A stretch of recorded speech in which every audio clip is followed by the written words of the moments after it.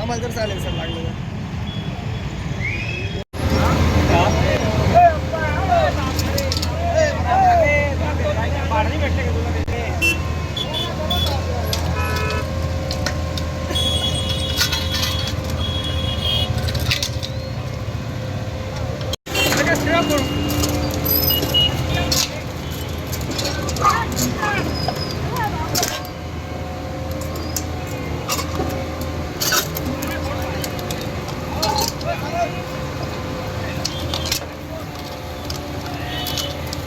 पण असे निदर्शनास आलेलं आहे की भरपूर यंगस्टर्स आपल्या गाड्यांमध्ये मॉडिफिकेशन करून, बुलेटमध्ये मॉडिफिकेशन करून मोठ्या प्रमाणामध्ये आवाज करत शहरामध्ये फिरत असतात.